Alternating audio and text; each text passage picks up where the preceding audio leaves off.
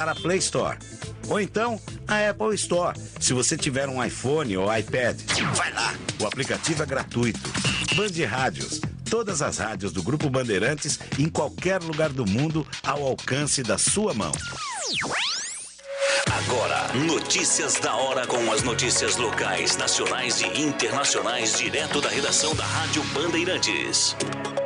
A Polícia Federal instaurou um inquérito para apurar os crimes de genocídio, omissão de socorro, crimes ambientais, além de outros crimes anexos em terras indígenas e Yanomami. A investigação tramita na Superintendência Regional da APF em Roraima. A contaminação da terra e da água pelo mercúrio utilizado no garimpo impacta na disponibilidade de alimento nas comunidades. A situação de contaminação e fome já levou à morte de 570 crianças nos últimos anos, sendo que ao menos 500 tinham menos de 1 ano de idade. Além disso, no ano passado, foram confirmados mais de 11 mil casos de malária na região do Distrito Sanitário Especial Indígena Yanomami. E para saber mais sobre essa e outras notícias, acesse o portal bandmulti.com.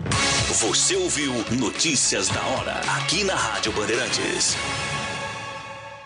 Você está ouvindo Rádio Bandeirantes Campinas, ZYK 569, FM faixa estendida 85,7 e AM 1170. E também Rádio Bandeirantes Ribeirão Preto, ZYK 640, FM faixa estendida 85,3 e AM 1270. Rádio Bandeirantes, fechada com você, fechada com a verdade. Rádio Bandeirantes. Fechada com você. Fechada com a verdade. Bastidores do Poder. Na Rádio Bandeirantes. Oferecimento. Recap, Sindicato dos Postos de Combustíveis de Campinas e Região. Acesse recap.org.br. Muito bom dia para você que está ligado e ligada na Rádio Bandeirantes de Campinas, nesta quinta-feira, dia 26 de janeiro de 2003. São 10 horas e 3 minutos e nós estamos começando com o programa Bastidores do Poder. Hoje é 26? 2023? O que eu falei? 2003. Nossa, falei 2003. 2023, corrigindo. O Bastidores do Poder é uma produção do Departamento de Jornalismo da Band Mais. Produção e apresentação, Rose Guglielminetti e Edmilson Siqueira. Na mesa de som, o Danilo Capucci. Na central técnica, o Lucas Pessoa, que está com o ouvido ligadíssimo para poder ver e apontar o meu erro. Bom dia, Edmilson Siqueira. Bom dia, Rose. Bom dia, ouvintes. Eu pensei que eu estava 20 anos mais novo, assim. Mas não era, não. Era apenas uma pequena falha aí, certo? Pois é. Da data. Nós estamos ao vivo também no bandmulti.com.br, nos aplicativos Band Rádios e Rádio Bandeirantes de Campinas, no youtube.com/Rádio Bandeirantes de Campinas e no facebook.com/RB Campinas 857. Você pode participar do Bastidores do Poder mandando a sua mensagem de texto ou de áudio. Se mandar de áudio, por favor, se identifique com o teu nome e a cidade que você está falando, no 97102-1493. 97102-1493. E eu vou começar hoje, Edmilson, com assuntos locais, porque ontem, finalmente, eu consegui ler a ata do Conselho Municipal de Meio Ambiente. Falei com o diretor lá, o ex-diretor do Departamento do Verde, da Secretaria do Verde, sobre aquela história da extração das árvores. Bom, o contexto é o seguinte. Em 2015, em março de 2015, houve uma reunião no Condema em que o Marcos Boni, que era o então diretor da Secretaria do Verde, sugeriu a extração de todos os eucaliptos lá da Lagoa do Taquaral, sob 3 argumentos. O primeiro é que era uma espécie exótica e a área de proteção ambiental deve ter espécies nativas. O segundo é de que não trazia grandes benefícios para a fauna e a flora ali do local onde essas árvores estão plantadas. E o terceiro, o alto risco de queda e promover aí os acidentes, como nós vimos na última segunda-feira, quando aquele eucalipto caiu e matou uma criança de 7 anos, uma menina de 7 anos, e deixou uma mulher, fraturou o braço e a perna de uma mulher de 27 anos que estava fazendo uma corrida ali na Lagoa do Taquaral. Na época, Edmilson, quando foi proposto, né, essa extração de todos os 2.000 eucaliptos que tem ali na Lagoa, o Conselho Municipal de Meio Ambiente, os conselheiros aprovaram por 26 votos a criação de um grupo de estudos para poder levar avante essa proposta do então diretor do departamento lá de Meio Ambiente da Secretaria do Verde. Só que 3 diretores que eram ligados à administração municipal na época do Jonas Donizete, uma delas votou contra, que foi a Marina, que é segundo me falaram, é o braço direito do secretário de Serviços Públicos, o Ernesto Paulela, e o Seba Torres e uma outra conselheira se abstiveram da votação, ou seja, esses 3 representantes da prefeitura ficaram, 2 se abstiveram e uma votou contra. Só que essa história não saiu do papel. E ontem eu conversei com o Paulela. Falei para ele, escuta, secretário, lá atrás, 2015, propuseram a extração. Ele falou assim, Rose, na época, eu contratei um estudo para ser feito em todos os eucaliptos, que é chamado tomografia, e foi feito esse estudo e apontou que havia risco em apenas 7 eucaliptos. E eu mandei cortar esses 7 eucaliptos e eu continuei, então, com os eucaliptos lá. Ou seja, o secretário está dizendo, olha, eu fiz um estudo, então estou isento. Eu perguntei, mas o que vocês vão fazer agora diante, né, desse acidente e das últimas quedas? Aí ele disse, Edmilson, que o cenário mudou. Por quê? Porque houve uma alteração climática. Campinas tem recebido muito mais chuva do que nos últimos anos. Com isso, você tem um solo encharcado e o risco de queda. Aí que a prefeitura fez, mandou um ofício ontem para a Secretaria de Meio Ambiente do Estado para que a secretaria faça um relatório para pedir se ela está ou não autorizada, né? Não, na verdade, o relatório não é para autorização, o relatório é para poder fazer um diagnóstico sobre a saúde dessas espécies. E depois desse relatório, aí sim a prefeitura vai decidir se vai retirar ou não esse fragmento lá da Lagoa do Taquaral. Bom, Edmilson, independentemente, eu conversei com o Boni, ele falou, olha, a prefeitura não precisa de relatório de ninguém, o que ela precisa é apenas da Secretaria de Serviços Públicos autorizando a extração, e não era, Edmilson, uma retirada completa, porque essas árvores, esses eucaliptos estão lá no espaço há mais de 40 anos, né? Era uma substituição gradual que iria demorar de 15 a 20 anos. Enfim, Edmilson, é um rolo, né? É um caso complexo, né? E fica aí, né, a dúvida, né? Se a prefeitura tivesse iniciado a retirada desses eucaliptos, essa morte poderia ter sido evitada, né? Essa é a pergunta que não vai calar nunca, né? Por quê? Porque houve aí o aviso, né? Além da inutilidade em termos, né? Porque o eucalipto é uma árvore bonita, tal, mas pela própria natureza dele, né? Pelos elementos que ele possui ali, químicos principalmente, ele não atrai insetos, né? E não atraindo insetos, não atrai aves também, né? Então, é uma planta exótica, não é daqui, poderia ser retirada, etc. E tal. E tem a pior das coisas, né? Que eu acho muito mais importante, porque o eucalipto ele embeleza, dá um perfume muito gostoso, inclusive por lá, etc. Mas o problema maior é esse risco aí, né? São árvores muito grandes, muito frondosas e que com o solo muito encharcado e uma ventania qualquer, eles não se sustentam, né?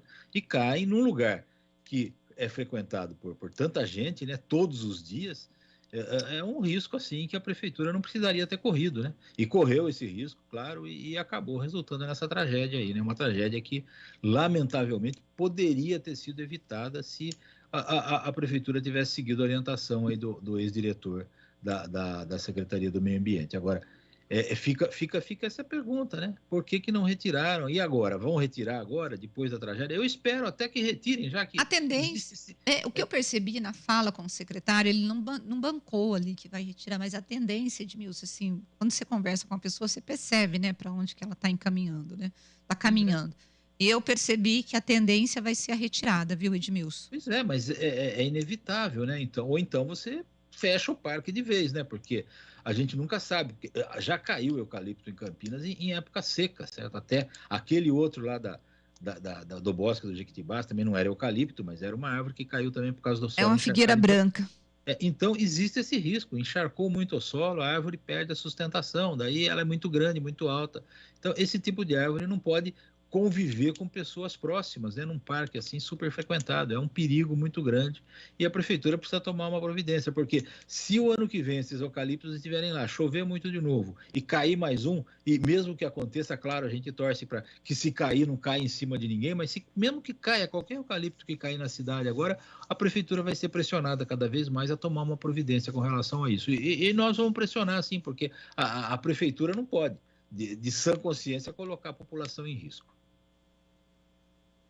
É isso. Eu não estou ouvindo a Rose. O meu microfone estava desligado. Uma outra coisa que o secretário falou é que o espaço não estava abandonado, que eles têm feito manejo e que recentemente eles cortaram os chamados ponteiros, que é a ponta, né, do eucalipto, para poder deixar a árvore menos pesada. Independentemente se estavam ou não fazendo, Edmilson, teve uma tragédia e o fato, eu falei para o secretário, secretário, nós falamos da história das árvores, o choveu de reclamação de ouvintes mandando fotos de árvores que estariam, né, condenadas e que estão oferecendo riscos. E tudo isso, e a gente sabe, Edmilson, que aqui em Campinas, para você poder conseguir o corte de uma árvore, ontem mesmo a Maria, ela falou que pediu uma poda de uma árvore, demorou 2 anos para podar uma árvore. Isso é inadmissível, né? Nós temos 800 mil árvores aqui em Campinas. Somos uma cidade bastante arborizada e, pelo novo Código Florestal, Campinas tinha que ter feito o inventário desde 2003. E ontem também conversei com o secretário, perguntei para ele sobre essa história desse inventário, desse censo das árvores. Ele disse que foram mapeadas 30.500 árvores. Aí, nesse mapeamento, você tem a espécie, o tempo que ela foi plantada, se ela tem problemas ou não de raiz, tal. Agora, Edmilson, 30.500 árvores num universo de 800 mil é nada, né? E Pois desde 2003. É um número bem pequeno de árvores que podem ser feita a manutenção delas, né? Que pelo menos elas percebam aí se elas estão para cair ou não estão, se estão podres, se estão morrendo, se não estão, para que não haja mais acidentes desse tipo, né? Num país tão violento, com tanta gente morrendo de assassinato, de trânsito, etc. e tal, ainda tem mais essa, a gente vai correr o risco de morrer por árvores que caem nas ruas, aí nos bosques, nos parques da cidade. É inadmissível, né? Do mesmo modo que a gente não admite, né, que essa violência continue nas ruas aí no Brasil inteiro, a gente não pode admitir que esse outro tipo de violência também sujeite aí o cidadão campineiro, certo? Vamos combater isso daí, vamos combater firme, vamos cobrar sempre as autoridades para saber o que eles estão fazendo para proteger os cidadãos desse perigo. Bom, o nosso ouvinte aqui, o Edmilson, ele está colocando que também precisa resolver o caso das capivaras, tanto na Lagoa quanto no Largo do Rosário, está cheio dos animais. E aí ele pergunta, vai esperar alguém morrer por febre maculosa? É um problema sério, a prefeitura tem, às vezes, ela tem fechado espaços, né, Edmilson, para que as pessoas não acessem alguns locais. Mas, por exemplo, Edmilson, nesses 2 parques públicos, a gente sabe que tem bastante capivara. Mas você tem, por exemplo, um outro risco que eu tenho uma chácara ali perto na região ali do Carlos Gomes, Monte Belo, Recanto dos Dourados. E ali tem o Rio Atibaia. Em toda a extensão do rio, você tem lá uma placa alertando sobre o risco da febre maculosa e dos carrapatos. Edmilson, você acha que as pessoas respeitam as placas?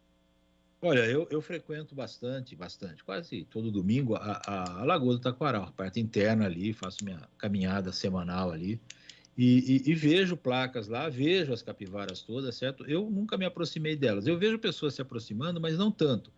Não tanto, tirando fotografia, principalmente quando tem filhotes, aquela coisa toda. As capivaras elas não são ariscas, né? Elas aceitam a presença do ser humano perto delas, tal, mas há placas. Agora, eu não sei qual que é a capacidade do tal do carrapato estrela de sair da capivara, ir para o ser humano, tal, esse tipo de coisa. Eu sei que eu nunca vi ninguém acariciando capivara, nunca vi ali, pelo menos na Lagoa do Taquaral, certo? Lá no Lago do Café, né, que você falou aí, também eu não frequento O problema ali, não é você chegar perto da capivara, o problema é que os carrapatos que estão na capivara podem cair para a grama. E aí a pessoa pode ser contaminada para ir para a grama. Por exemplo, uma das coisas que os médicos sanitaristas orientam para quem vai pescar nessas áreas que podem ter o miquim, os carrapatos, é você colocar uma meia e fechar a boca da calça por fora da calça, aí você coloca uma bota, né, para poder proteger.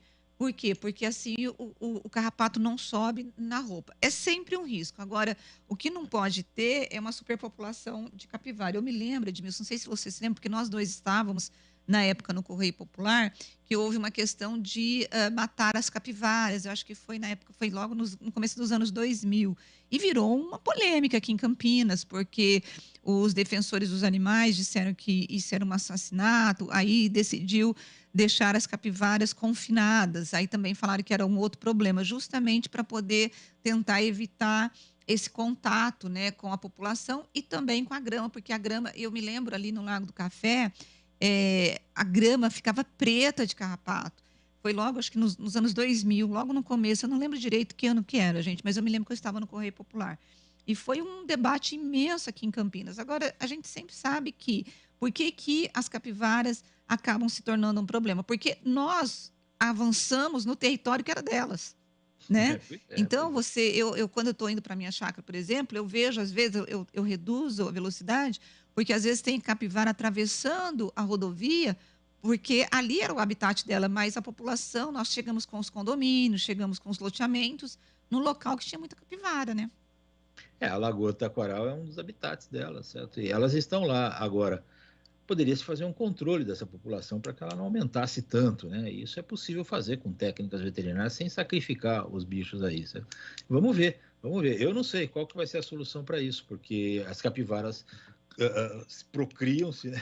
Vai ter mais cada vez mais. Se não houver um controle dessa população, logo mais as capivaras vão estar disputando os lugares com os seres humanos ali na lagoa e a situação vai ter que ter uma solução, certo? Infelizmente, eu acho que a solução vai ser pior para as capivaras nesse caso, certo? Mas tem os grupos aí que defendem os animais, eles estão certos em defender, o território era deles. Agora, existe também a possibilidade de controlar, né, o nascimento de capivaras e controlar de uma forma que elas não povoem assim totalmente a lagoa e deixem espaço para que os invasores humanos também façam lá os seus exercícios, suas caminhadas e usem aquela área como uma área de lazer também. Olha, o Rogério de Carvalho, do Jardim Alto da Barra, ele diz que tem uma praça de esportes chamada Omar Cardoso. E nesta praça tem muitas árvores que são bem grandes. E, segundo ele, muitas caíram e estão escoradas em outras. Vários galhos se quebraram e estão penduradas nas copas dessas árvores. Sem dizer que outras estão contaminadas com cupim. Ele já fez registro no 56, mas lá, Edmilson, segundo ele, só tem registro, porque não tem uma ação efetiva de parques e jardins. E o maior risco, segundo o Rogério, é que lá tem muita criança, muitas mães com crianças nos carrinhos e idosos que fazem caminhada nessa praça. Bom, Edmilson, mais um problema que pode ser aquela história de tragédia anunciada, né? Eu conheço a Praça Omar Cardoso, é ali na Chácara da Barra, se eu não me engano, Flamboyant, Chácara da Barra, ali é uma praça enorme, né? Ela tem acho que uns 500 metros de extensão, certo? Acompanha uma avenida, assim, no meio da avenida, muito grande. Eu estive até na inauguração dela junto com o falecido prefeito Chico Amaral. Na época eu trabalhava na prefeitura e nós fomos inaugurar. Ele foi inaugurar, eu fui só acompanhando, evidentemente.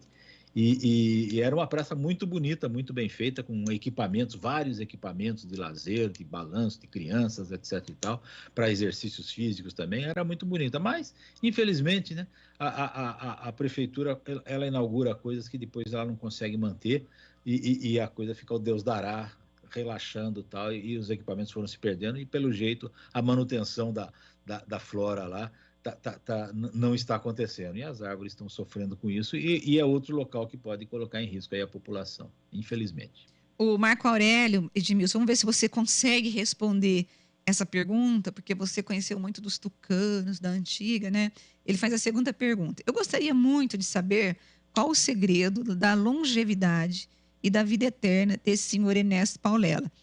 Desde a chegada de Pedro Álvares Cabral, esse homem está na prefeitura. Quando da morte do rapaz lá no bosque, esse senhor disse que os técnicos do DPJ tinham feito inspeções oculares nas árvores, ou seja, os técnicos olham para detectar os problemas. Que tristeza. Edmilson, qual que é o segredo da longevidade do Paulela nesse cargo? Deve ter a minha idade, mais ou menos, talvez um pouco mais velho, certo? Está aí por volta dos 70 e tá aí faz tempo, né? É um servidor público, já fez muita coisa boa por Campinas, certo? E é um bom administrador. Agora, tem as falhas também, né? Decorrentes da própria condição da prefeitura, né? Eu acho que se você pegar uma época de Paulínia aí, por exemplo, que teve ônibus de graça para todo mundo, construiu seu teatro, aquelas praças todas, você foi ver, Paulínia tinha uma das maiores arrecadações per capita do Brasil, certo? Talvez uma das maiores do mundo, porque tinha as refinarias lá, e Paulínia recebia um monte de dinheiro de imposto, certo? Assim você trabalha bem, certo? O difícil é você trabalhar com pouco dinheiro. E a Prefeitura de Campinas tem uma dívida grande, tem um orçamento apertado, e eu não estou dando desculpa, não. Eu acho que tem muita coisa que poderia ser economizada numa prefeitura grande como Campinas e transformar esse dinheiro em investimento, certo? Mas isso é uma outra discussão.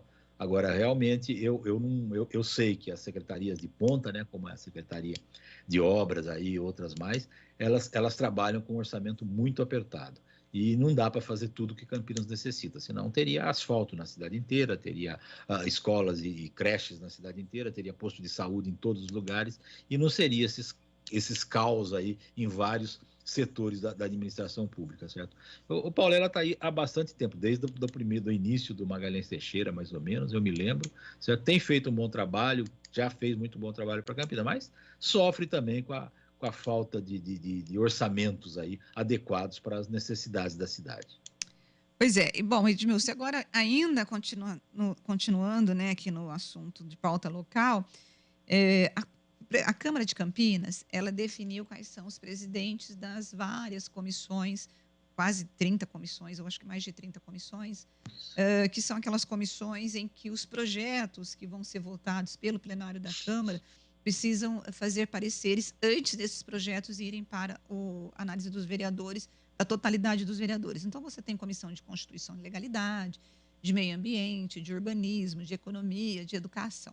Mas o que chamou a atenção na escolha, né, dessas comissões, dos presidentes dessas comissões, é que o vereador Zé Carlos, que está sendo investigado pelo Ministério Público por suspeita de cobrança de propina em contratos terceirizados ali da prefeitura. No ano passado, o Ministério Público chegou a fazer investidas na casa do então presidente Zé Carlos para poder fazer busca e apreensão de documentos, de telefones e computadores, e também na casa de um assessor do Zé Carlos, por conta dessas denúncias de que o presidente da Câmara estaria cobrando, né, vamos chamar de pedágio ou propina de contratos de empresários que prestavam serviços ali na Câmara de Campinas. Além da investigação pelo Ministério Público, há uma CPI na Câmara de Campinas investigando o vereador. Mas, Edmilson Siqueira, você veja que o Zé Carlos, ele é um cara que tem muita força política. Ele teve que renunciar o ano passado,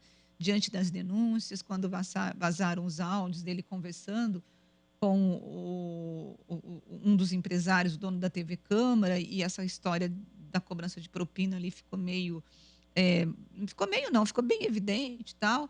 Enfim, ele foi eleito como presidente da Comissão de Meio Ambiente da Câmara de Campinas. Você acredita, Edmilson? Eu acredito porque eu vi, né? Eu recebi aí a notícia, achei estranho, né? Porque é um vereador que está sendo investigado. É investigado por uma ação não republicana, né? Que é a famosa propina, é a possibilidade dele ter sido corrupto, né? Ou tentado ser corrupto na presidência da Câmara. E um vereador como esse precisava ser afastado das funções, né, legalmente, né, se ele puder continuar exercendo a função dele de vereador, certo? Ele pode também ser presidente de uma comissão, mas a Câmara, né, os pares ali deveriam perceber, né, que pega mal para a Câmara, muito mal, um vereador investigado pelo Ministério Público, pela Justiça de uma maneira geral e pela própria CPI lá dentro, presidir uma sessão, presidir uma comissão tão importante como o meio ambiente, e ainda mais numa hora que o meio ambiente de Campinas está no topo do debate aí pelas chuvas todas que estão ocorrendo, pelas possibilidades de tragédias em Campinas por parte de queda de árvores e enchentes e tudo mais. Isso tudo tem a ver com o meio ambiente, evidentemente, e ele, de repente, assume uma comissão do meio ambiente da Câmara. Não é um bom exemplo que a Câmara está mostrando para a cidade, certo? Os eleitores acho que vão ficar preocupados e se lembrarem disso na próxima eleição, muitos vereadores aí podem se dar mal. Eu achei vergonhoso, Edmilson, uma pessoa investigada, tanto pela Câmara quanto pelo Ministério Público, e que teve que renunciar à presidência da Câmara por conta de denúncias de cobrança de propina, assumir uma comissão tão importante quanto essa que você falou, lembrando que nós temos todo esse debate em relação à questão das árvores, mas em Campinas nós temos uma situação que é a situação das APAs, né? Do distrito do Campo Grande também. E de Sousas, em que você tem empreendimentos imobiliários e você tem aquela ocupação irregular, principalmente lá na região do Campo Grande. Então, assim, a Câmara mostrou para os eleitores que não está nem aí para os eleitores e o Ministério Público que trabalhe bastante para poder investigar, né? Pois é. Agora, que tipo de cobrança, né, vai ser feita para o vereador, né, que está sendo investigado aí, para ele atuar em defesa de alguma coisa? É muito complicado tudo isso, é muito complicado. A Câmara deu uma bola fora muito grande. Pois é, nós vamos para o intervalo e a gente volta daqui a pouquinho com mais de Bastidores do Poder, e você não saia daí.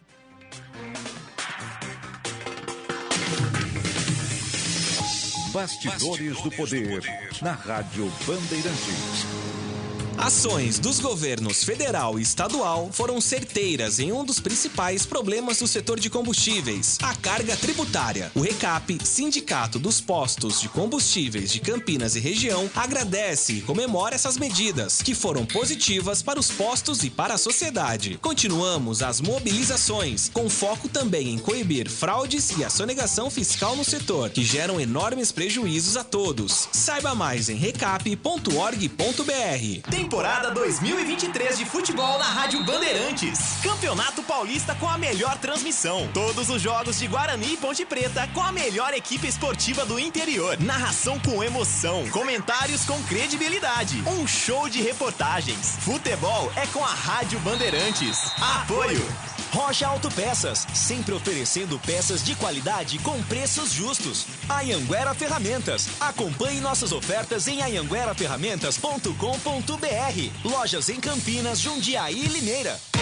Agora, News Drops com o Henrique do Vale, direto da Flórida. E o CDC, Centro de Controle de Doenças, quer testar a água usada agora nos banheiros dos aviões comerciais para variantes de coronavírus e outros vírus em potencial. A agência agora está resolvendo os aspectos logísticos e também legais do teste, antes que o programa se torne operacional. As autoridades de saúde, que estão em parceria com o CDC, nesse esforço dizem que esta análise pode ajudar na detenção de variantes emergentes do Covid e também da gripe, e também pode servir como um sistema que pode alertar os fabricantes de vacinas sobre quais variantes podem precisar ser direcionadas a cada ano. A vigilância nos principais aeroportos e portos de entrada dos Estados Unidos também pode ser útil para identificar casos iniciais de bactérias de outras regiões entre viajantes internacionais, de acordo com um novo relatório divulgado na semana passada. E a Alemanha diz que vai enviar tanques Leopard 2 para a Ucrânia após semanas de pressão diplomática para fazê-lo. Este é o resultado de intensas consultas realizadas com os parceiros europeus e também internacionais mais próximos da Alemanha. Enquanto isso, os Estados Unidos estão finalizando os planos para enviar cerca de 30 tanques para a Ucrânia, de acordo com duas autoridades familiarizadas com as negociações. Anteriormente, o embaixador da Rússia nos Estados Unidos, Anatoly Antonov, disse que as forças armadas russas, no caso, destruiriam os tanques fabricados nos Estados Unidos e outros equipamentos militares da OTAN, se fossem fornecidos à Ucrânia. E para fechar o nosso boletim de hoje, Justin Bieber vendeu os direitos de publicação e direitos autorais do seu catálogo de músicas, acrescentando-se a uma lista crescente de estrelas que assinaram acordos de direitos autorais. O cantor canadense vendeu seu catálogo para Hipgnosis, a empresa de investimentos em direitos musicais. O acordo está avaliado em $200 milhões, segundo a Billboard. A Rolling Stone classificou a venda como a maior de qualquer artista da geração de Bieber. Bob Dylan, Bruce Springsteen, Neil Young, Stevie Nicks, Justin Timberlake, Sting e muitos outros venderam recentemente os direitos dos seus royalties. A Warner Music Group também comprou todo o catálogo do falecido astro de rock David Bowie, abrangendo 6 décadas. O acordo de Bruce Springsteen valia cerca de $550 milhões. Catálogos de outros artistas teriam sido vendidos por um valor mais próximo ao de Bieber. Artistas mais jovens, como por exemplo Imagine Dragons e Shakira, também são outras pessoas que estão já se preparando para vender os seus catálogos. Porém, Taylor Swift está adotando a tática oposta, lutando para manter o controle criativo e regravando algumas de suas canções para obter os direitos de publicação de suas músicas. Você ouviu News Drops aqui na Rádio Bandeirantes. Rádio Bandeirantes. Fechada com você. Fechada com a verdade. Você está ouvindo Bastidores do Poder, na Rádio Bandeirantes. São 10h31. Nós estamos de volta com Bastidores do Poder nesta quinta-feira, dia 26 de janeiro. Gente do céu, já dia 26 de janeiro. Eu tenho a impressão que eu passei o Natal, daqui a pouco eu estou chegando no Natal novamente. Eu falo, gente, mas já é Natal, né? E agora nós estamos recebendo, nesse segundo tempo aqui do programa, o prefeito de Socorro, ou Estância de Socorro, o Ricardo Lopes. Ricardo, bom dia, bem-vindo ao Bastidores do Poder. Bom dia, é um privilégio, muito obrigado pelo convite. Bom, gente, agora, eu vou só falando aqui com os ouvintes, nas próximas semanas a gente está fazendo um circuito de entrevistas com os prefeitos da região de Campinas, nós vamos também ter deputados, então eu vou tentar, vocês vão receber muitos prefeitos aqui da região, e Campinas, e a nossa rádio ela é ouvida por Campinas e várias cidades da região, e a gente está trazendo, então, começando com o prefeito Ricardo Lopes, a cidade recentemente sofreu aí problemas por conta das chuvas, né? Campinas tem sido bem prejudicada e Socorro também virou notícia de jornal, né? Porque você teve todo o centro ali alagado. Como que está a recuperação da cidade após essa chuva, prefeito? Na verdade, foi no dia 2 de janeiro, nós fomos surpreendidos por uma chuva muito forte. Fazia aproximadamente, acho que 40 e poucos anos que não se chovia daquela maneira. Foi só em 83. Foram 137 milímetros em 1h30. Então, Socorro ela tem o Rio do Peixe, né, que passa por dentro da cidade, mas nós temos alguns córregos.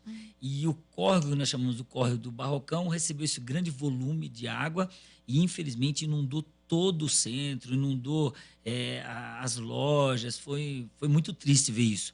Mas também a zona rural foi muito acometida, muito prejudicada, muitos danos aconteceram na zona rural. Muitas pontes, nós estamos aí aproximadamente com 15 pontes que foram danificadas, 4 delas foram totalmente arrancadas, né?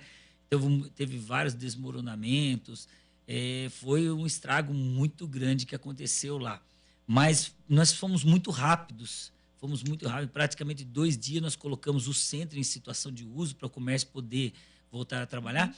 Eu tive, Rose, um apoio muito grande da região. Aproveito esse momento para agradecer, porque a região foi muito solidária.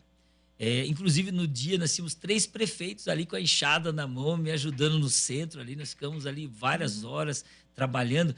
Então, toda a região, todo o circuito das águas, a região Bragantina, os prefeitos mandando máquinas, caminhão-pipa. Eu não precisei pedir nada, você acredita nisso? Bom, Pelo né? contrário, eu precisei falar, pode parar, que nós já estamos dando conta. Agora, o que me chamou a atenção na fala do senhor, que o senhor disse que a chuva prejudicou muito a área rural. Muito. Socorro é uma cidade que tem uma economia voltada, né, para a agricultura. Houve muitas perdas, como que vai ser ajuda para esses empresários ali, para esses agricultores? Na verdade, o que atrapalhou muito foram as estradas, que foram totalmente destruídas mesmo. Então, nós estamos sendo o mais rápido possível para colocar essas estradas numa situação de uso para não atrapalhar o escoamento agrícola, né? Então, na zona rural, nós não tivemos danos nas casas. Isso não, mas nas pontes. Plantação? Também na plantação, não. Ah, eu achei que fosse na plantação. Não. Nós não tivemos danos na plantação, então esse tipo de prejuízo eles não tiveram. Nós tivemos, assim, o prejuízo das estradas. Então, para evitar atrapalhar esse escoamento agrícola, nós estamos fazendo muito rápido, fizemos pontes provisórias, né, até que se construa uma ponte permanente, uma ponte para que eles possam usar de maneira contínua, para que eles possam para que eles possam trabalhar e para que as pessoas não fiquem ilhadas. Muitos bairros no dia ficaram ilhados, porque houve, né, esses desmoronamentos e isso atrapalhou demais. Bom, eu vou colocar na conversa aqui o meu colega Edmilson Siqueira, que ele, só para o prefeito saber, ele faz o programa comigo, mas ele fica em home, né? Porque assim tem alguns privilegiados, entendeu, prefeito? Tô brincando, Edmilson. Edmilson, sua vez. Seria bom que fosse em Roma, né? Mas é home. Prefeito, eu tenho um amigo que mora aí ele tem uma aras aí na Serra do Moquém, aliás, chama Serra do Moquém. O Pádua, né? Ele disse que ficou ilhado por lá. Eu gostaria de saber o seguinte, a enchente, a única coisa boa que tem quando acontece uma tragédia dessa, a cidade fica inundada, é saber exatamente os pontos que mais inundam, né? Perfeito. Nesse aspecto, há possibilidade da prefeitura de tomar uma providência e proteger esses pontos, porque sabe que se houver uma chuva maior, como foi essa também, esses pontos vão ser os mais atingidos. Então, a enchente pode ter servido para prevenir a cidade desse tipo de coisa? Exatamente. Ali na Serra do Moquém aconteceu que houve alguns desmoronamentos, né? Então, esse tipo de coisa você não consegue prever muito. Mas com relação ao córrego do Barrocão, com relação ao Rio do Peixe, nós já havíamos feito, e isso, graças a Deus, que foi que nos ajudou, um desassoreamento, né, desse Rio do Peixe, que o Rio do Peixe chegou até seu limite máximo e não transbordou. Porque se ele tivesse transbordado, então os prejuízos seriam maiores ainda. Hoje nós estamos fazendo várias limpezas de desassoreamento desses córregos, né? E inclusive estamos aumentando algumas áreas de escape para evitar mais prejuízos com outras chuvas.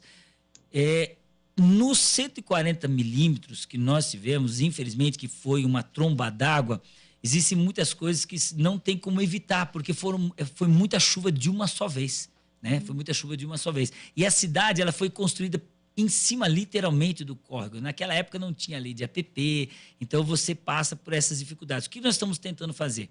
Aumentando essas áreas de vazão da água para que, pelo menos, o centro não aconteça, diminua.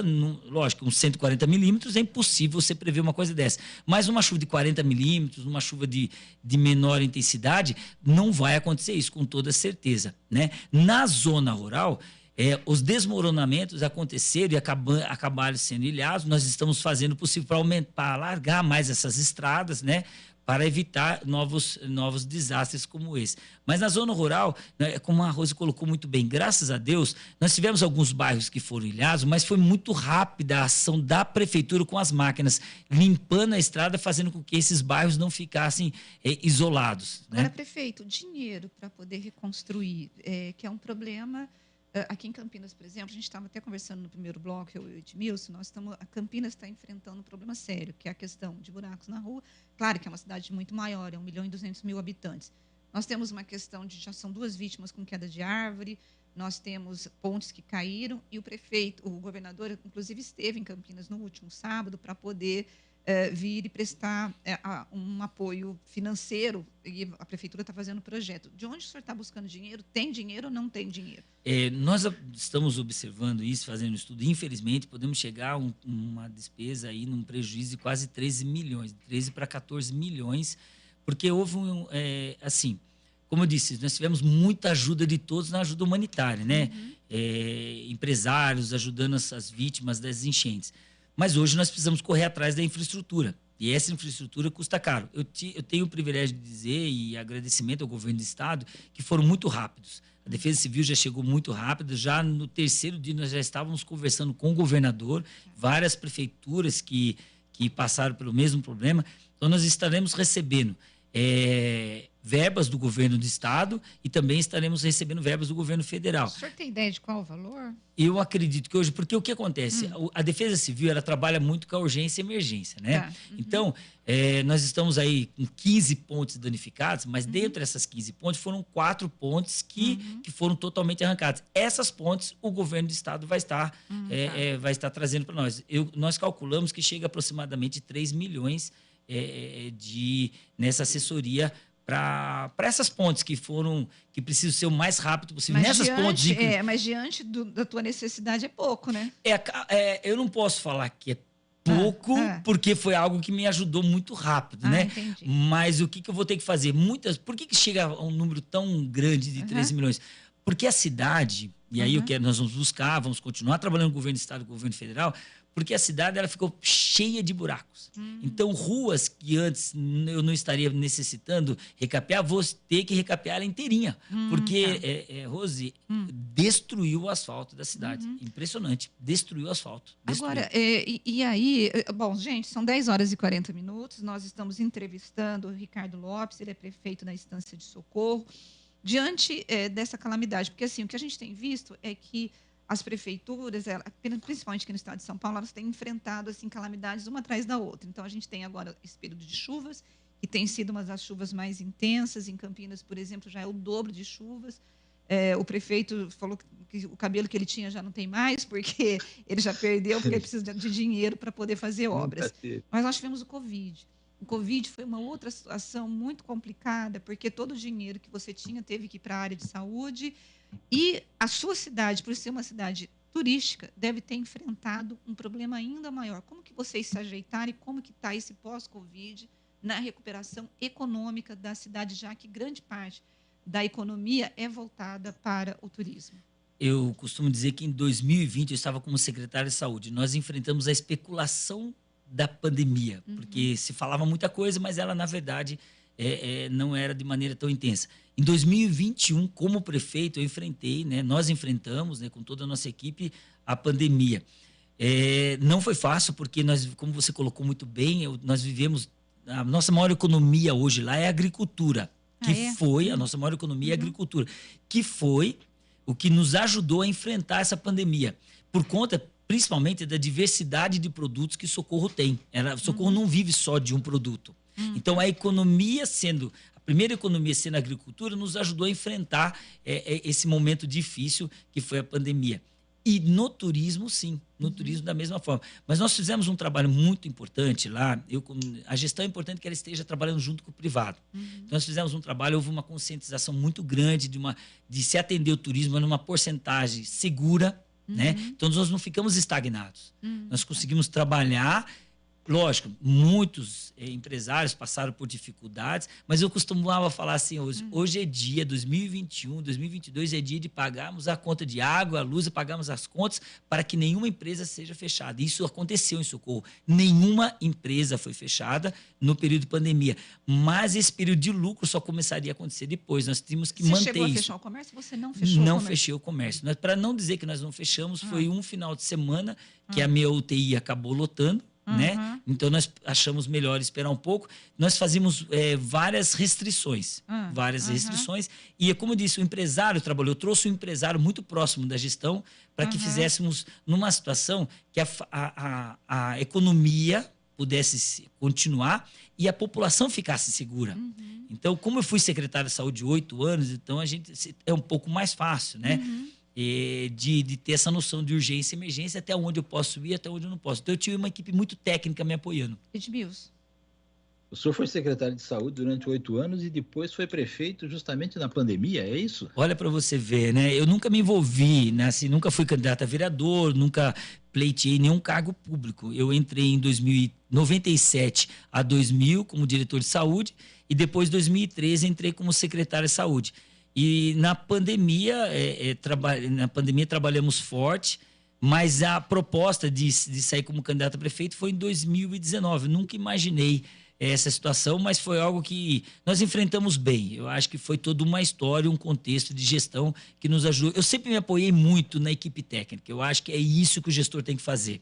né? Essa era uma hora de você trazer a população próxima, explicar para a população o que era necessário fazer para que eu pudesse proteger a minha população e não manter a minha economia estagnada. Teve muitas mortes e muitos casos? Socorro foram 113 mortes. 113 mortes. 113 é um número mortes. alto para uma cidade de 42 mil habitantes. Muito né? triste, muito triste. Foram 113 mortes.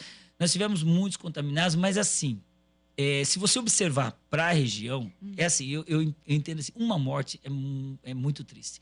Então, eu entendo que até não foi um número alto perto do que aconteceu na região. Eu tenho uma cidade, por exemplo, eu não gosto de citar o nome, porque daí fiquei... Mas eu tenho uma cidade, no mesmo número de habitantes, que eu tive mais de 500 mortes. Aliás, uma cidade com 35 mil habitantes. Menos habitantes que você. Menos habitantes do que eu. Então, o que aconteceu? Como nós conseguimos concluir, na época, a nossa UTI, quando não tinha nenhuma vaga na região toda, não teve um paciente de socorro que precisou ficar numa maca por falta de vaga de UTI.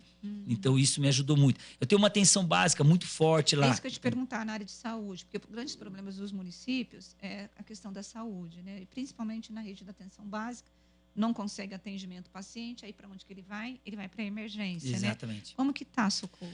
Nós temos um trabalho muito forte da atenção básica. Eu tenho uma cobertura de 93%. Em atenção básica. Isso me ajuda muito na alta e na média complexidade, né?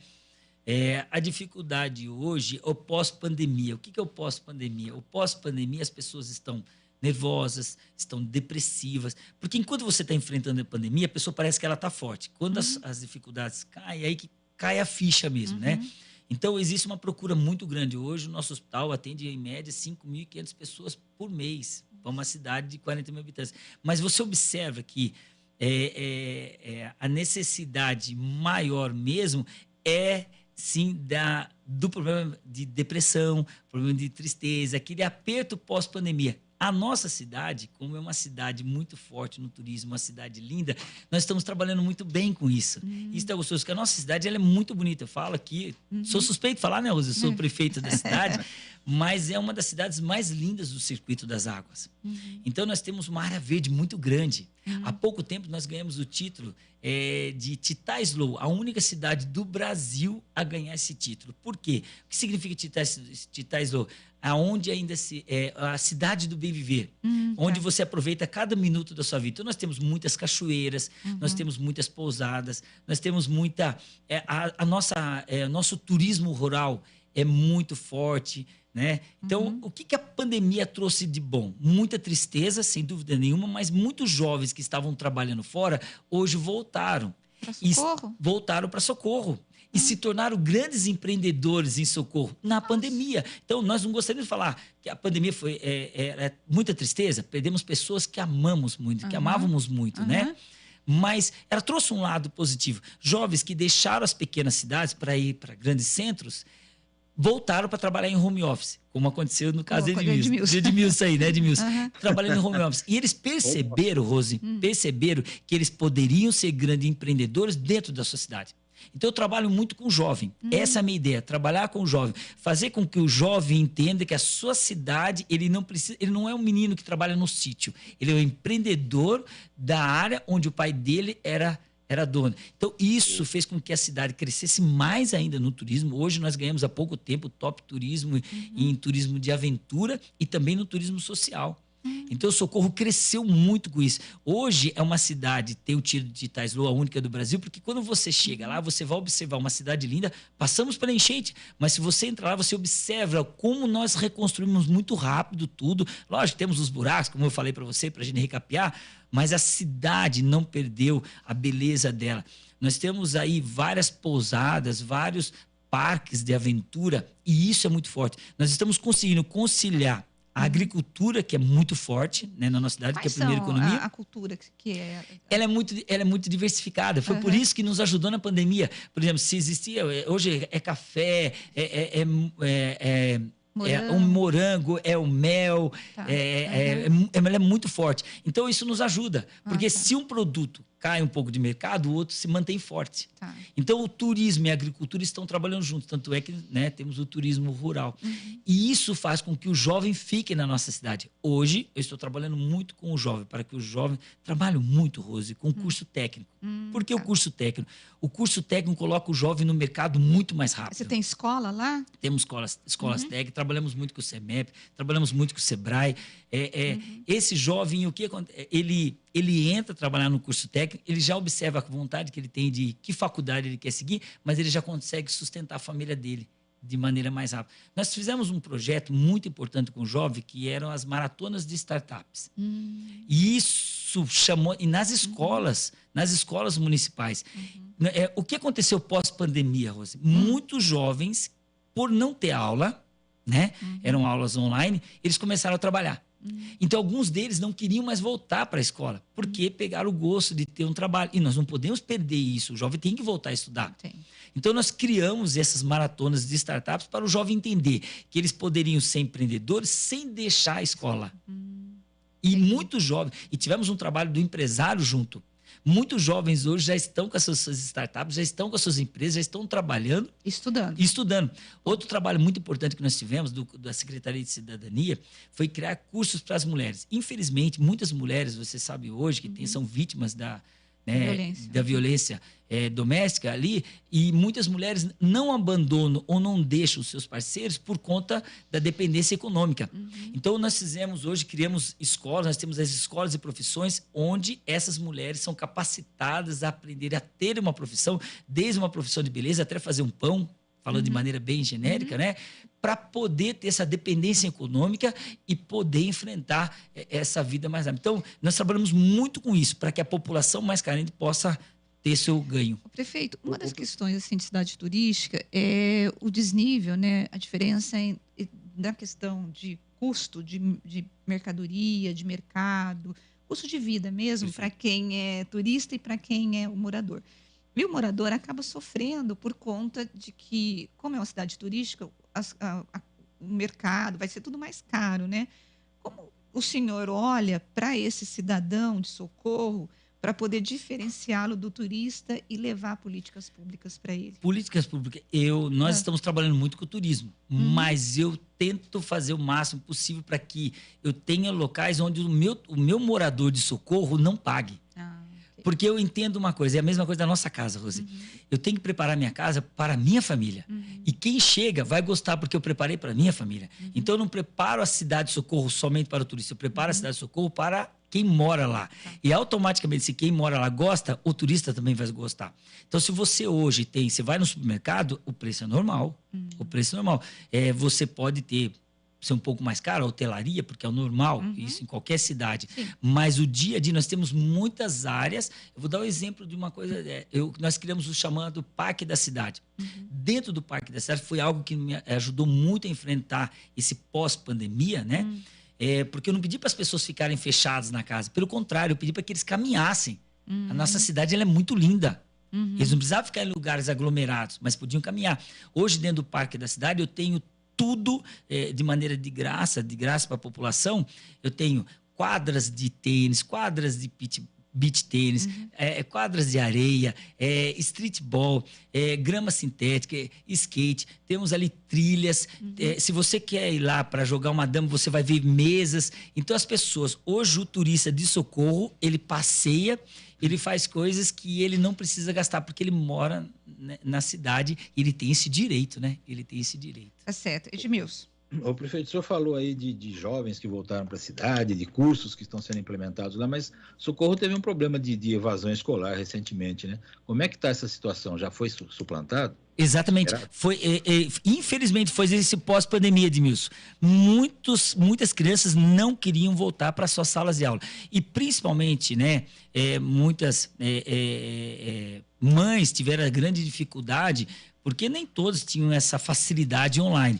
Então, houve um trabalho muito forte por parte da Secretaria de Educação, em conjunto com a Secretaria de Saúde, porque nós temos os agentes comunitários que fez essa busca ativa desses alunos, para que eles voltem para a escola, que nós tentamos mostrar que a nossa escola, o mais possível, que ela se torne mais atrativa possível para que esses alunos voltem. Então, isso está sendo feito um trabalho muito intenso nessa situação. Mas, principalmente, essa evasão aconteceu por conta de muitos adolescentes já começarem a trabalhar e gostariam de continuar só ganhando e não voltando para as salas de aula. Mas, graças a Deus, isso está sendo sanado, esse problema está sendo sanado. São 10 horas e 54 minutos, nós estamos entrevistando o prefeito de Socorro, Ricardo Lopes. Nós vamos dar um tempinho na entrevista, porque quem chegou aqui no estúdio foi o jornalista Gustavo Gimenez.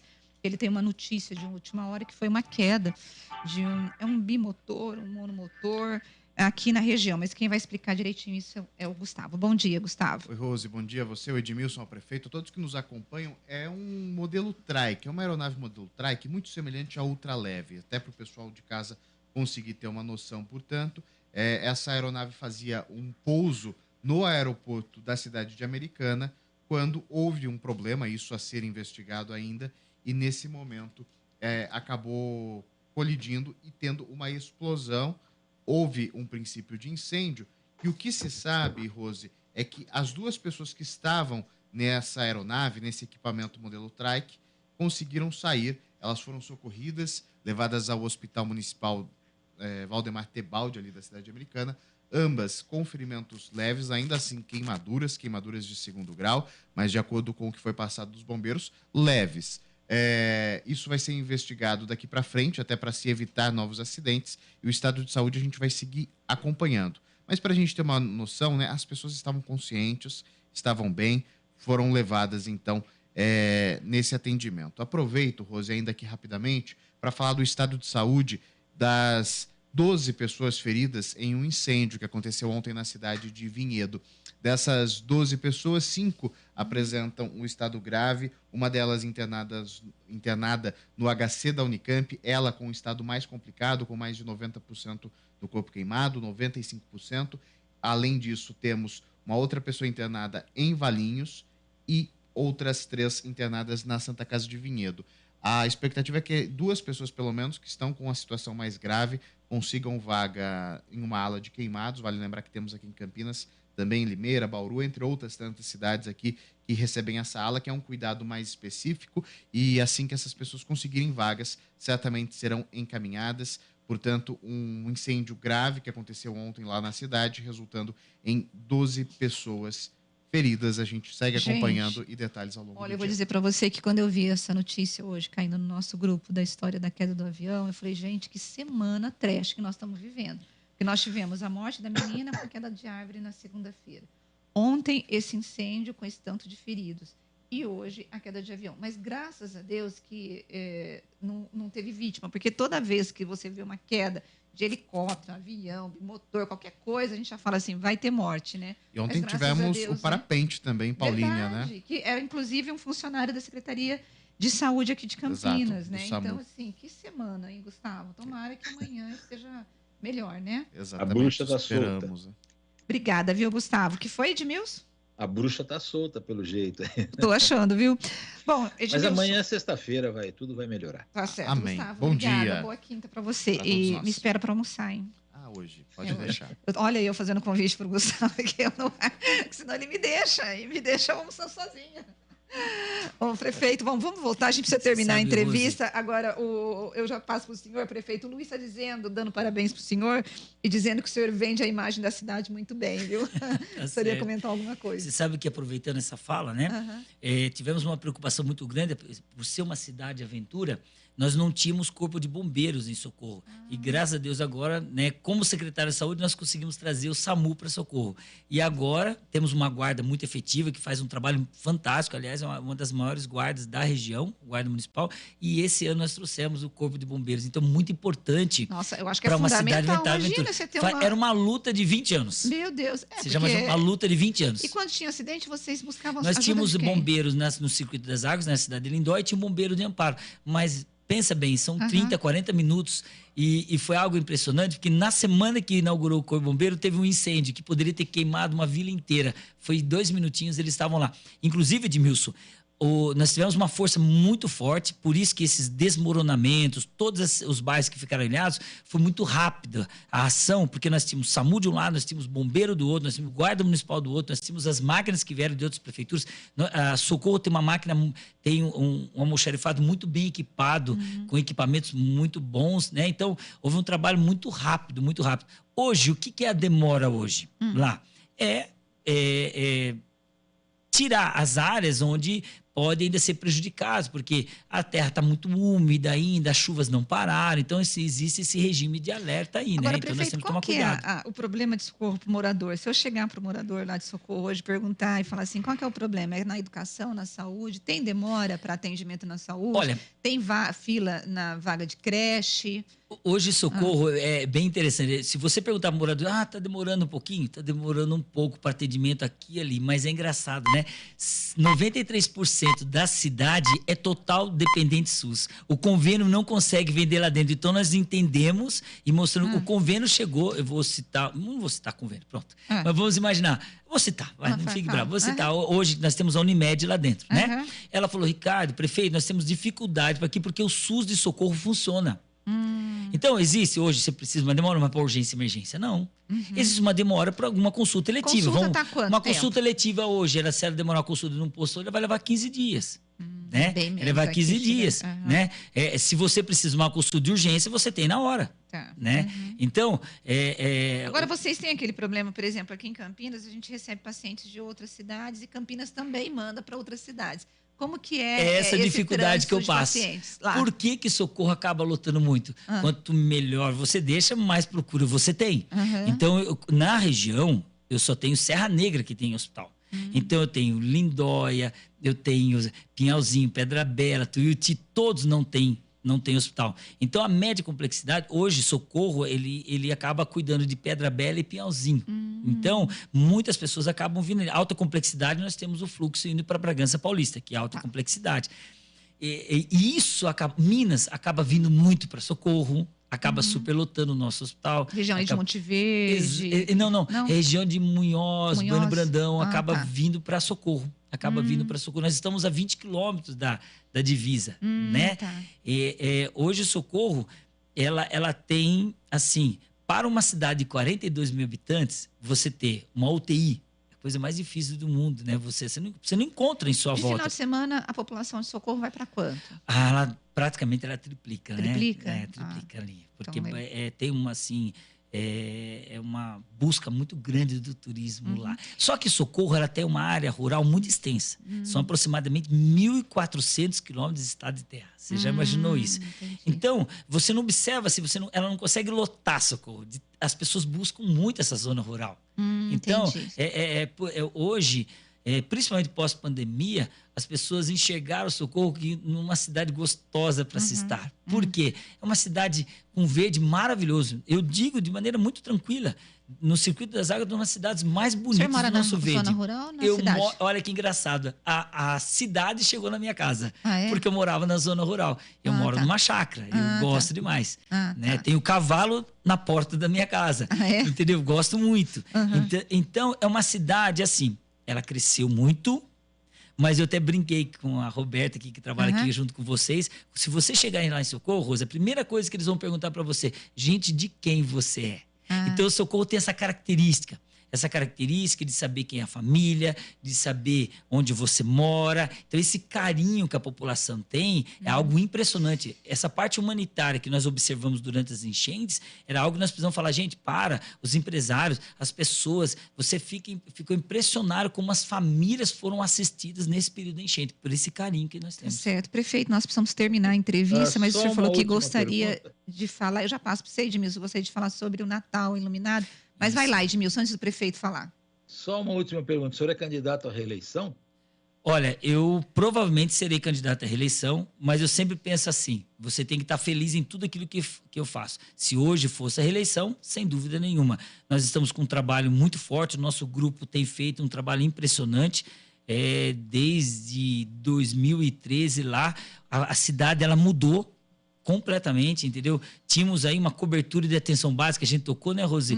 De 30%, nós pulamos para 93%. Não tínhamos SAMU, não tínhamos UTI, não tínhamos bombeiro, não tinha nada. Não tinha nada. Então, a cidade veio numa crescente muito grande. Então, nós temos muito trabalho, muitos projetos para se fazer. Enfrentei pandemia, enfrentamos enchente. Mas é nessa hora que o gestor mostra o quanto ele tem que... Terminar a entrevista, o senhor falou que queria falar sobre o Natal. Vou convidar vocês para estarem nas festas que nós temos lá, mas Natal, luzes de Natal. Nossa cidade ficou linda, cada rua era um cartão postal. Procura lá, Luz Natal de Socorro ou Titá Slow Socorro, e você vai ver como o Socorro é linda. Tá certo. Prefeito, muito obrigada por ter vindo até os estúdios da Band para poder dar essa entrevista para a gente. E eu vou conhecer Socorro, porque eu só passo por lá, eu nunca entrei. Já está conversando. Se você passar uma vez só, você não para vai sempre estar entrando e conhecendo as belezas que Socorro tem. Tá certo. Prefeito, muito obrigada. Uma boa quinta-feira para o senhor. E nós vamos para o intervalo e voltamos daqui a pouquinho.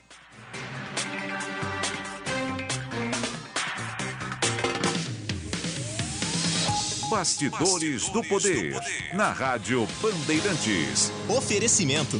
Recap, Sindicato dos Postos de Combustíveis de Campinas e Região. Acesse recap.org.br.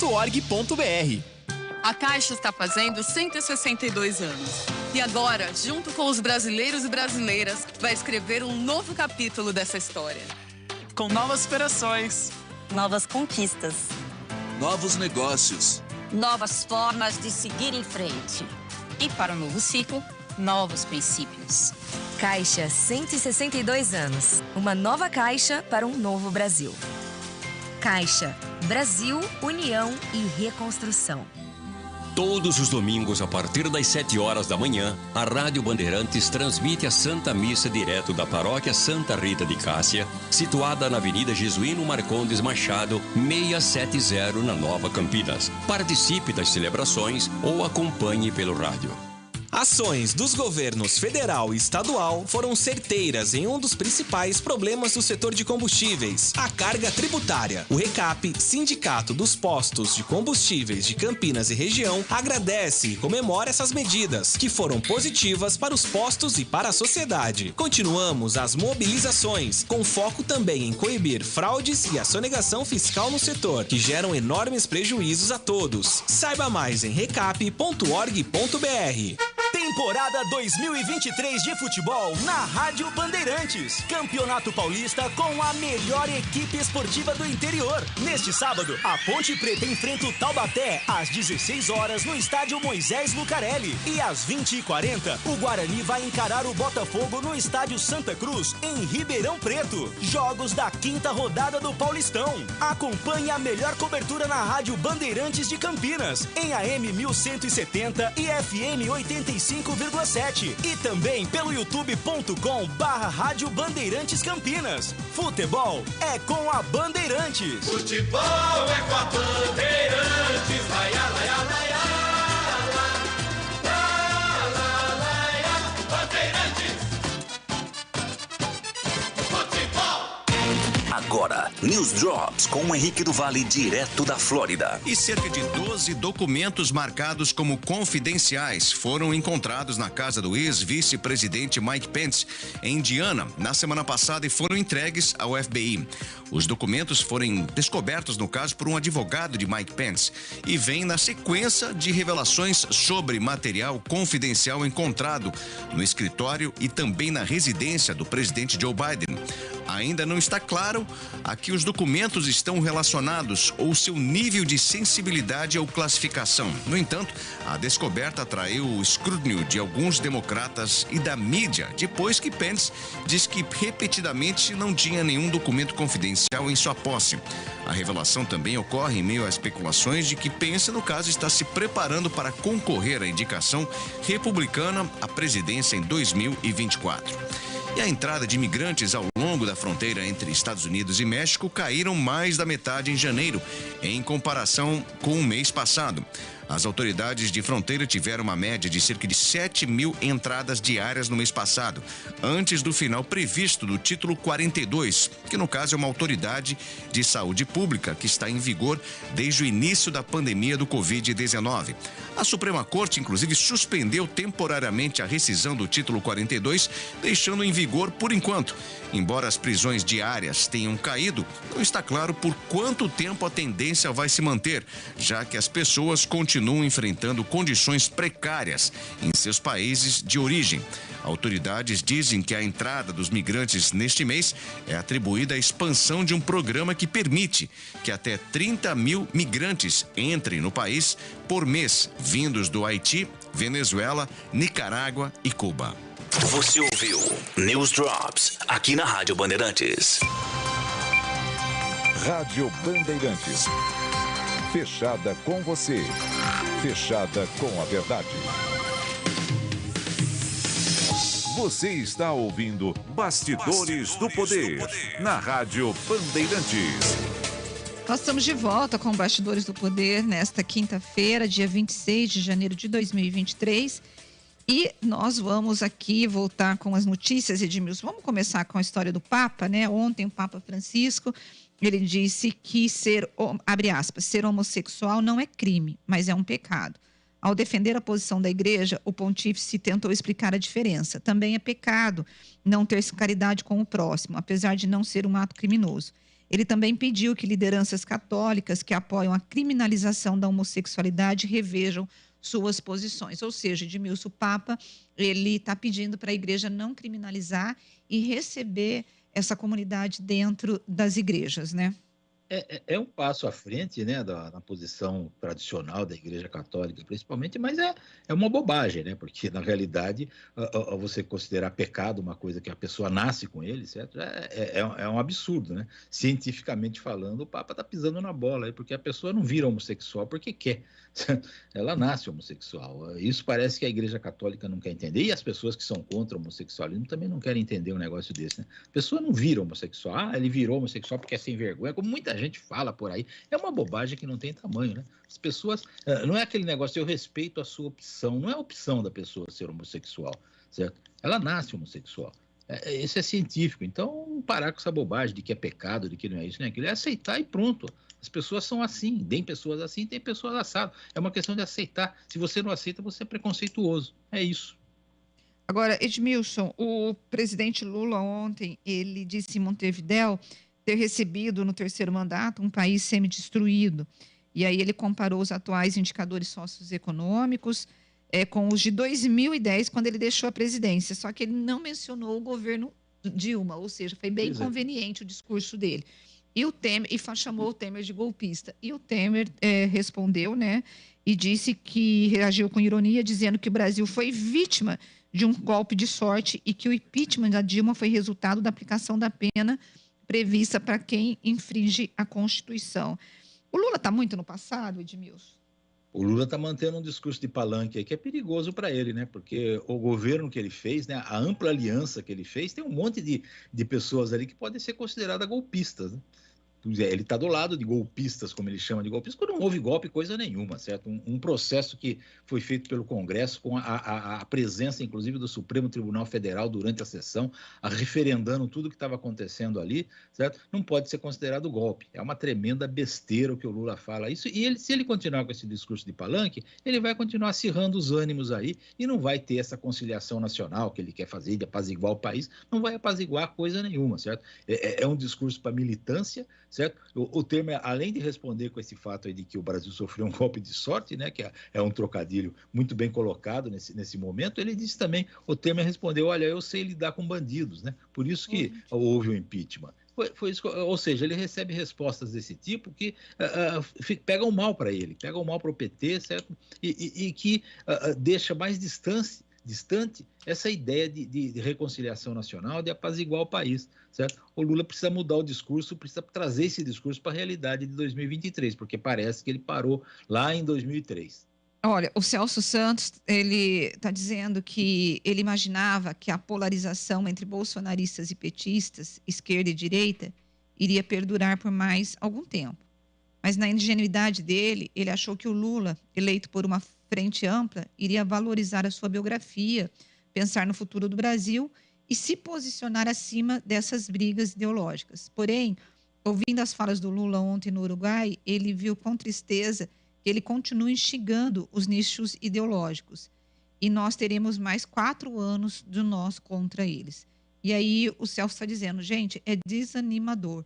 Eu não gosto do Lula, mas já que ele é meu presidente, gostando ou não, eu gostaria que ele fosse um presidente com visão de futuro e não preso no passado. Tá difícil. É exatamente isso que nós falamos aqui, né, Edmilson? Tá difícil, né? Exatamente. Parece que ele não insiste em ficar no passado, inclusive em medidas econômicas aí. Né? A gente está vendo que há uma grande possibilidade do Brasil voltar a uma situação que, repito, não deu certo em lugar nenhum do mundo. E não vai dar certo no Brasil também, porque o Brasil não é diferente do resto do mundo. Bom, e a gente falando ainda do Lula, né? O PT está tentando isolar o PL lá na Câmara para poder tentar ter um pouco um bloco governista melhor. E, para isso, ele tem que atrair União. Só que, Edmilson, está ficando cara essa conta de atrair União, porque a União está querendo vários cargos e a presidência... Olha, por exemplo, o que a União quer, só para a gente poder ter, olha, já emplacou, já conseguiu 3 ministérios. Agora, além da Companhia de Desenvolvimento, que é a Codevasf, que já vinha sendo negociada com o líder do União Brasil na Câmara, o Elmar Nascimento, a fatura apresentada inclui os comandos da SUSEP, que é a Superintendência de Seguros, da SUDENE, que é a Superintendência de Desenvolvimento no Nordeste, da Superintendência da Zona Franca de Manaus, a SUFRAMA, e ainda a Presidência do Nordeste, somado... Do Banco, né? Do Banco do Nordeste. Somado o orçamento dessas empresas, dessas superintendências que eu falei, é de quase 3 bilhões.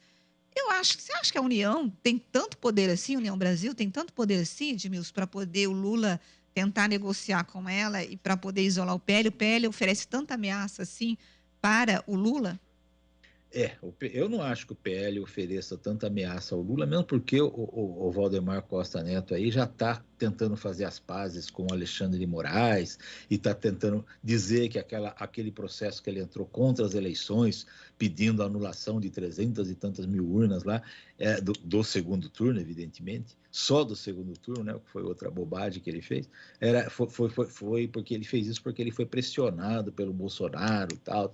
Então ele já está tentando apaziguar as coisas e essa paz que ele está buscando, ela vai refletir no governo também. Muitos deputados do PL não são oposição a governo nenhum, certo? E provavelmente vão querer fazer acordo com o Lula. Não é um perigo tão grande. E o União Brasil está aproveitando o momento, né? Está mostrando que ele quer o quê? Ele quer cargos com verbas, né? 3 bi aí na soma dessas superintendências, mais o Banco do Nordeste que ele quer aí, é um bom negócio para eles. Enfim, eles estão mostrando que eles vieram, né? Eles querem cargos onde tem dinheiro. Certo? Onde tem dinheiro para quê? Para corrupção, para eles se saírem bem nessa história e para encher os bolsos do dinheiro. É a política brasileira, a velha política brasileira que continua do mesmo jeito. Olha, é incrível, né? Você vê o quanto que mudam-se os atores, mas a forma de fazer política é a mesma coisa, né? O toma lá da cá. E falando em política, Edmilson, o PL, os Republicanos e o PP fechou uma frente ali, né? Para poder um acordo para apoiar o Rogério Marinho, que eu acho que ele é do Republicanos, Republicanos. Rogério Marinho, por Republicanos, eu não me lembro. É Republicanos. Para apoiar o Rogério Marinho para a presidência do Senado. Com esse apoio, ele sobe para 23 votos, mas ainda insuficiente para poder fazer frente ao Rodrigo Pacheco, que hoje teria garantidos aí entre 45 e 50 votos para sua reeleição. Você acha que o Rogério Marinho Rogério Marinho vai conseguir chegar lá? Não. Eu acho que o atual presidente do Senado vai ser reeleito tranquilamente, certo? Com o apoio do PT, com o apoio do governo, eu acho que não há como haver oposição a ele aí no Senado. E nem na Câmara também, o Arthur Lira vai ser reeleito tranquilamente. Bom, o Senado também, já que nós estamos falando do Senado... O Senado pediu ao interventor federal um reforço na segurança para o próximo dia 1º, quando tomam posse os parlamentares eleitos em outubro. O documento assinado pelo diretor da Secretaria de Polícia Federal, da Polícia do Senado Federal, Alessandro Morales Martins, lembram que as cerimônias terão as presenças, né, a presença de autoridades como o presidente Lula e o presidente do STF, Rosa Weber. Ou seja, está com medo, né, Edmilson, de ter um protesto. Mas olha, Edmilson, para mim, eu acho que aquele protesto, como nós vimos no dia 8, aquela manifestação, como nós vimos no dia 8 de janeiro, né, não vai se repetir. Não. Os acampamentos, inclusive, que foram a fonte, né, desse protesto, onde as pessoas ficavam e dali partiam, foram todos desmontados, desmobilizados, né? E ali no Congresso vai ter todos os partidos vão lá, né? Os que são bolsonaristas e os não bolsonaristas. Se tiver algum protesto, vai ser algum discurso lá dentro e tal, mas nada mais que isso. Eu não vejo nenhum risco, mas é óbvio que é sempre bom ter reforço de segurança em Brasília. Bom, eu vou colocar os nossos ouvintes aqui na nossa conversa e agora a gente vai ouvir um áudio. Bom dia a todos, DJ Alê. Rose, Ed, eu tenho uma situação de árvores numa escola aqui em Campinas, José Vilagelim Neto, escola estadual. As árvores estão podres, foi feita uma poda dentro da escola, porém na rua Paulo Barbosa Otranto, a situação das árvores ou vai para o meio da rua ou vai para o prédio, dependendo o tipo de tempestade. Um pedaço do muro agora em janeiro já foi quebrado. A escola já tomou providências de pedir poda para a prefeitura e eu também, particularmente, toda a minha rua tem vários pedidos protocolados e não resolveu. Então, às vezes, pode ser má vontade mesmo do poder público em resolver. DJ Alê, grande abraço a todos. Pois é, eu vou convidar o secretário de Serviços Públicos para vir aqui no programa semana que vem, para a gente poder conversar com os nossos ouvintes, porque a gente tem recebido muitas reclamações e de pedidos que não estão sendo atendidos em relação à poda e extração de árvores. Tem mais áudio? Acho que não. Tem um de ontem? Vamos lá. Bom dia, Band Amigos. Eu quero saber se o genocida e a Damares serão presos pela pouca vergonha que fizeram com os Yanomamis. Isso é cadeia. Tem que 30 anos no mínimo. Cadeia e perder os direitos políticos. Tandy Negrão. Pois é, olha, e falando dos Yanomamis, eu não sei, a Polícia Federal agora, ela vai abriu um inquérito ontem para apurar se houve crimes de genocídio e omissão de socorro na assistência do governo federal ao povo Yanomami, que passa, né, por uma grave crise sanitária e de saúde em seu território. Já o advogado-geral da União, Jorge Messias, anunciou a criação de um grupo especial para a proteção e defesa dos povos indígenas, que, segundo ele, foram abandonados à própria sorte. Edmilson, o Ministério dos Direitos Humanos também abriu uma frente de investigação, ou seja, não sabemos ainda se serão presos, mas que pessoas serão responsabilizadas por esse crime, nós veremos, né? Eu espero, Precisam ser responsabilizadas para que isso não aconteça novamente, né? E que seja feita uma malha de proteção aí, certo? De retirada dos garimpos ilegais lá. Há muito garimpeiro ilegal naquela região, precisam ser retirados de lá. O Exército poderia fazer esse trabalho, que ele sabe fazer esse trabalho muito bem feito, e vamos ver até onde chegam as culpas aí, né? Se chegar no ex-presidente da República, nada mais natural de que ele seja processado, e se ele for considerado culpado, que seja preso, certo? É difícil, nós já dissemos ontem aqui no programa que é muito difícil você prender um ex-presidente, certo? E depois ainda tem o problema de que alguns ministros gostam de soltar ex-presidentes, né? Alguns ministros do STF. Então, é muito difícil nesse aspecto. Agora, a gente precisa apurar as culpas. O Brasil tem o dever e a obrigação de apurar as culpas que fizeram com que acontecesse essa tragédia lá com os Yanomamis. E com outras tribos também. A gente está sabendo hoje que tem mais tribo afetada aí por garimpeiros e o problema é enorme. E o mundo está de olho nisso também. E nós precisamos dar exemplo para o mundo de que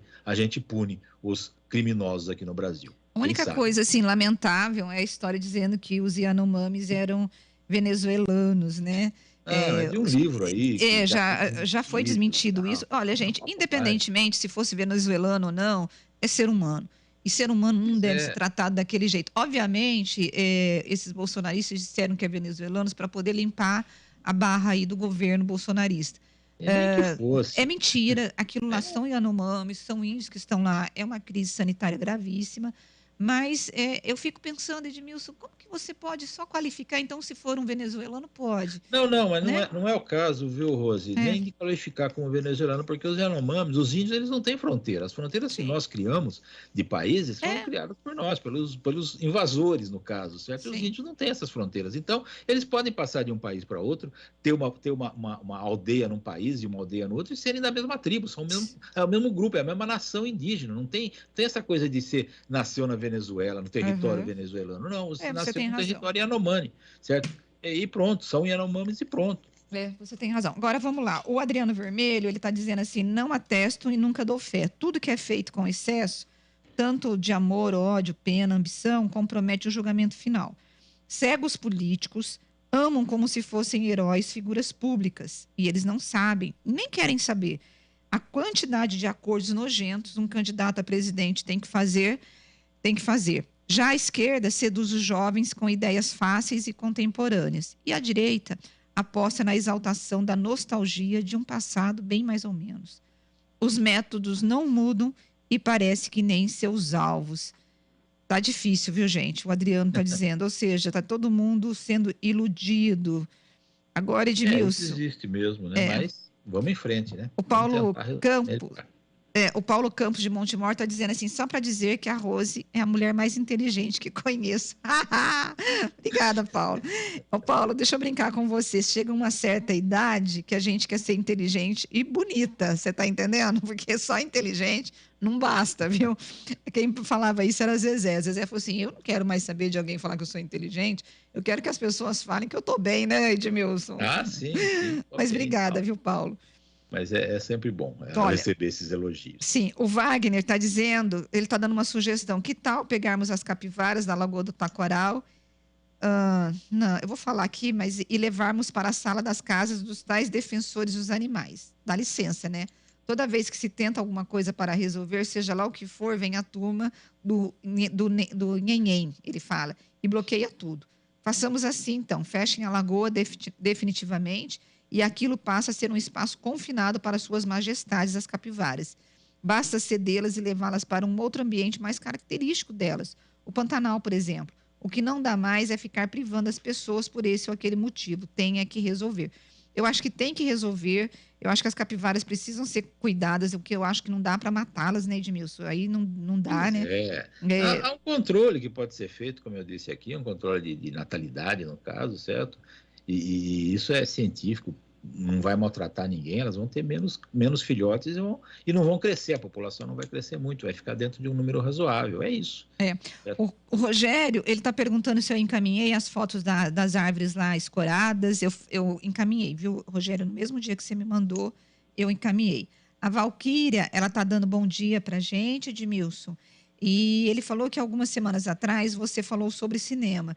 E aí, ela mandou um vídeo aqui que ela acha que você vai gostar e eu já repassei para o Edmilson, viu, Valquíria? Abraços para você. Então, Edmilson, você assista o vídeo para depois você comentar, porque ela quer saber o que você achou desse vídeo, tá bom, Edmilson? O Carlos... de um tempo que a gente frequentava cinemas, né? É diferente de hoje, né? Mas tudo bem, vamos ver. Eu acho que eu já conheço esse vídeo, até é muito bem feito, muito bonito e tal.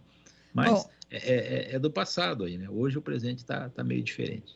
O Carlos do Jardim do Lago, ele está dizendo que o Lula está caduco. Ele quer ajudar os países comunistas, como moeda única, o Mercosul, que não vingou. Ele está perguntando com quanto dinheiro cada país vai ter que entrar. O Lula criticou o STF ontem ao falar que Dilma sofreu golpe. Aguardando o imperador Moraes se pronunciar ou só de um lado? Ele criticou o STF, ele criticou o golpe, né? Na verdade, quem caçou a Dilma não foi o STF, foi a Câmara, né? E o Senado. Né? Claro, foi o Senado. Não tem nada a ver com o STF. Na verdade, o STF fez um favor para a Dilma, que foi a história de não torná-la inelegível. Você lembra, Edmilson, da história do Lewandowski? Perfeitamente. Que é um absurdo isso, viu? Porque ela tinha que continuar A lei diz que é a cassação e a perda de mandato. É uma conjunção aditiva ali, não é separativo. Não são dois artigos. Pode, eventualmente, também decidir pela perda do... Não. É cassação e perda do mandato por 8 anos. Perda da elegibilidade por 8 anos. As coisas são juntas. E o Lewandowski, que é petista, todo mundo sabe, né, deu um jeitinho de melhorar a situação da Dilma, deixando que ela fosse candidata, não anulando as próximas eleições dela. O resultado é que ela foi candidata a senadora e o povo de Minas Gerais resolveu caçá-la definitivamente. Olha, o Claudemir está perguntando aqui para a gente, Edmilson, se os discursos do Lula não são um atentado às instituições democráticas quando ele chama o STF e o Legislativo de golpista. Pois é, como eu disse, ele tem que mudar o discurso para tentar governar o Brasil, porque se ele continuar com esse discurso de atentados contra as entidades democráticas do Brasil, certo? Como o Congresso, como o STF, ele vai conseguir só que a oposição aumente contra ele. E isso vai impedi-lo, provavelmente, de governar o país do jeito que ele quer. O Batata de Rio Preto está dizendo que está esperando chegar o cartão picanha para ele. O Luiz está dizendo que sobre as árvores, elas são lindas, porém o desleixo da administração pública é que provoca as tragédias. Aguardem, mas infelizmente esse fato vai se repetir. Nós estamos batendo em ferro frio. Bastidores do poder precisa de mais tempo no ar. Luiz, muito obrigada por você gostar do nosso programa. Aos ouvintes, eu quero dar o meu bom dia, meu boa tarde e dizer que nós voltamos amanhã. Edmilson, tchau para você. Tchau, Rose. Tchau, ouvintes. Até amanhã. Obrigado pela audiência. Tchau, gente.